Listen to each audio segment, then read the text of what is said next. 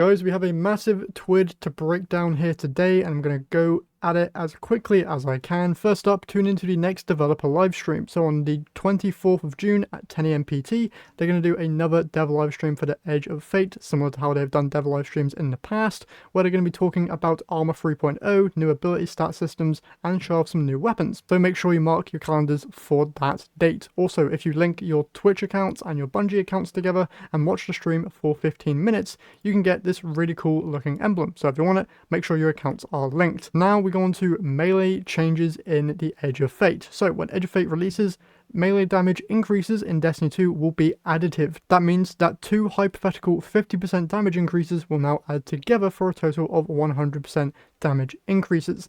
There's a whole load of changes here for how melee stuff is working, plus basically the main thing you need to know is that they're now additive. They're also buffing almost all effects that increase melee damage, some of them by double the damage they do now, and in PvE, melee damage increasing effects always stack at full value if applicable.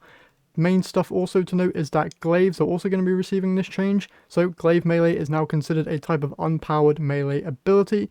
So all of your melee focus builds are now going to be directly buffing glaive damage as well, which is really, really cool. Glaive damage in PvE has been adjusted to compensate though for the increased access to melee damage increasing effects. So melee glaive damage against miners has been reduced by 40%. Melee damage against champions and mini-bosses has been reduced by 28.5%, and glaive melee damage against bosses and vehicles has been reduced by 50%. Now let's go over the abilities that are changing with the melee changes. For Prismatic on all classes, Facet of Courage, PvE melee damage bonus increased from 10% to 50%. Spark of Feedback, PvE damage bonus increased from 75 to 100, now works with glaive melee at full effect. PvE melee damage bonus is no longer decreased when using Synthoceps, Liar's Handshake, Knockout, Worm God, Caress, 1-2 Punch, or Winter's Guile. Roaring Flames, maximum PvE damage bonus increased from 73 to 200. As a note, Roaring Flames does not scale glaive melee damage. Melee damage is no longer decreased when used with Peregrine Greaves, Worm God's Caress, 1-2 Punch, or Synthoceps. Now for Knockout, PvE uncharged melee damage increased from 100 to 160%, and then PvE charged melee damage is increased from 50% to 160%. Increased melee damage now works with glaive melee at full effect. Offensive Bulwark, PvE melee damage bonus increased from 100 to 160%. Increased melee damage now works with glaive melee at full effect. Melee damage bonus is no longer decreased when using Synthoceps. For Banner of War, melee damage bonus for users and allies increased from 40% to 100%, melee damage bonus no longer decreases when using Worm God, Synthoceps, and glaive melee, and the damage bonus provided to Blade Fury's melee attack is unchanged. For Hunters, Stylus Executioner, PvE melee damage bonus increased from 200% to 300, now works with glaive melee at full effect, now works with every melee ability if the ability makes contact while you are leaving invisibility. In other words, projectile melee abilities like Threaded Spike will benefit from the damage increase if you use it at point blank. Combination Blow, maximum PvE damage bonus increased from 309% to 400. Increased melee damage now works with glaive melee at full effect, now works with Ascension in PvE at full effect, and now works with grapple melee in PvE at full effect. Exotic armor changes. All of these exotics are basically getting buffs to their melee damage. So Arthur's Embrace, damage bonus increased from 200% to 300% on your weighted throwing knives. Liar's Handshake and Spirit of Liar, basic melee and arc melee damage increased from 200 to 400%, Ophidius Spaith throwing knife damage increased from 100 to 200%, Triton Vice PvE glaive damage increased from 100 to 200%.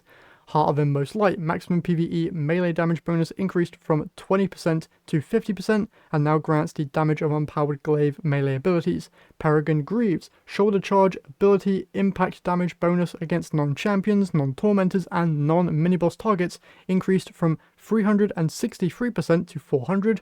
Synthoceps and Spirit of Synthoceps melee damage bonus is unchanged. Melee damage bonus is no longer decreased when using Combination Blow, Stylus Executioner or glaive melee. Damage bonus is still decreased against players when used with Lightning Surge. Wishful Ignorance, maximum PvE Frenzy Blade melee damage bonus increased from 100 to 200%, maximum PvE Fletcher Storm melee damage bonus increased from 50 to 200%, Worm God Caress, maximum PvE melee damage bonus increased from 275 to 400%.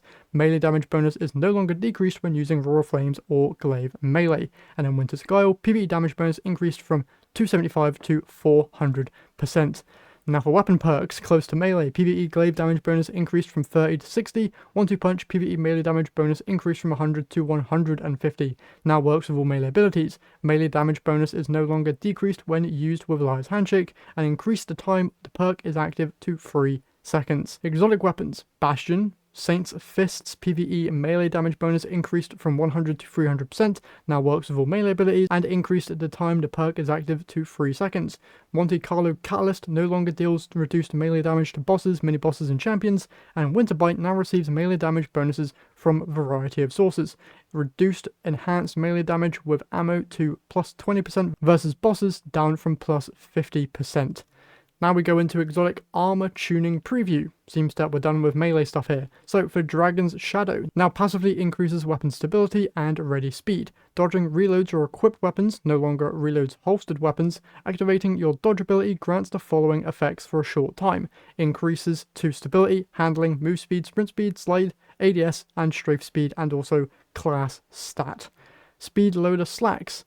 Adjusted the tight fit perk. Dodging reloads all weapons and grants increased handling and reload speed for you and nearby allies. While the buff is active, additional dodges increase the strength of the buff and refresh timer. Dealing sustained damage grants class ability energy. Mask of Bacchus effects are now active when either an arc or stasis subclass is equipped.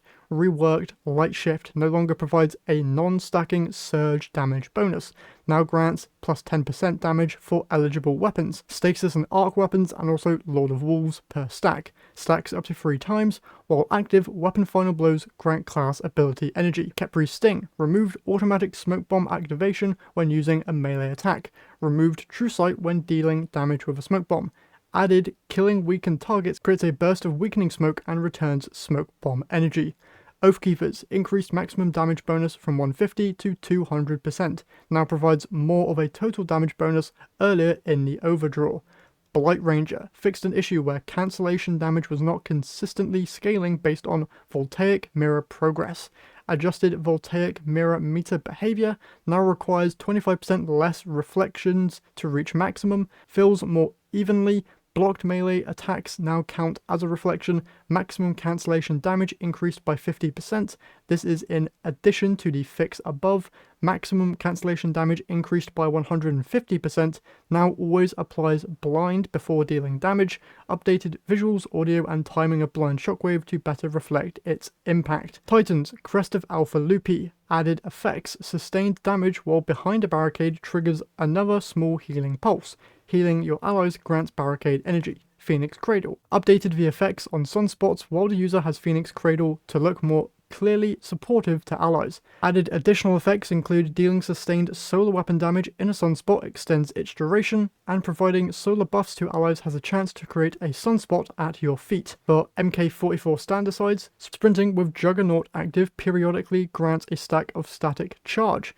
Sprinting while amplified creates an area behind you that grants allies speed booster. Path of Burning Steps increased solar weapon damage and solar ignition damage based on the number of stacks of Roaring Flame you have.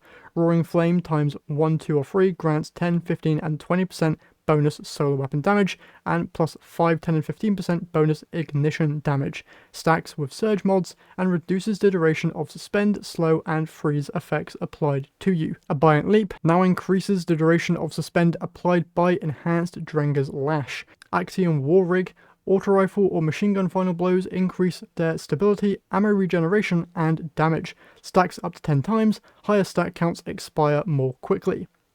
And then for Spirit of Alpha Lupi, healing your allies grants class ability energy. And then finally here for Warlocks, Starfire Protocol now also activates on radiant damage. Increased the fusion grenade energy gain from dealing damage from 2.5 to 5%.